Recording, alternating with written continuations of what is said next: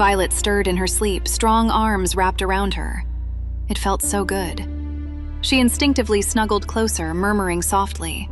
She'd never felt this safe and secure, and his scent totally intoxicating. She chuckled low in his chest as she nuzzled his neck, her nose brushing his skin.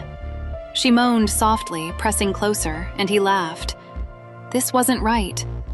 Violet suddenly understood what was going on. It was Asher Nightshade messing with her head. But how? She hadn't looked directly into his eyes, had she? A million questions raced through her mind, but she knew she had to snap out of this dream first.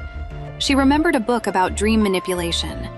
The only way out of such manipulative dreams was to put yourself in danger. The 4-story drop outside her window should do the trick, she thought. She was ready to jump. From her window, the ground looked miles away. For a second, she hesitated. What if she actually died? Well, if that happened, at least this nightmare would be over. Anything was better than another second with this psycho. Oh no, what was happening? Why was she being targeted? She hadn't even done anything to get his attention. She glared at Asher, pure hatred coursing through her. This was all his fault. Furious, she stormed toward him, ready to make him pay. Other students might worship him, but she'd rather die than let him get away with this. Remembering Griffin's move, she grabbed Asher's neck. "What the hell have you done to me?" she snarled, her voice shaking with anger. Everything had happened so fast, twisting her reality and leaving her mind spinning. And then he grinned. He actually grinned, like she was some kind of entertainment. That smug, infuriating smirk made her blood boil. She tightened her grip on his neck, wanting him to know she wasn't playing games. That's when things got weird. The scene shimmered like a dream changing. This was Asher's world. He was in control, pulling all the strings. She tried to get off him, but he said, "Calm down, baby." A wave of calmness washed over her, her body relaxing against her will. Oh no, how do I get out of his manipulation, this dream? Violet wanted to freak out, to fight, but it was like all the fight had been sucked out of her.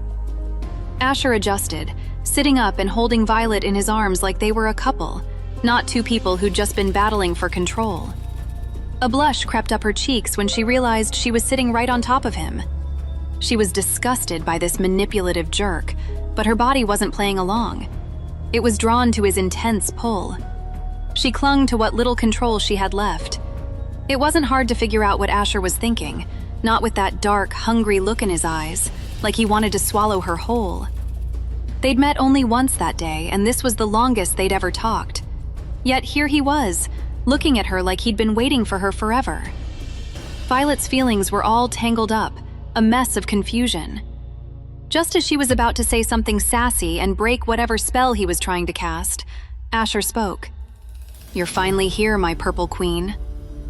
"What?" Violet choked out, completely thrown. "Not again." Confusion washed over her. Asher was again talking like they'd known each other forever, but she knew they hadn't for a while. "I thought you weren't going to show up. You know, I was considering how to come get you.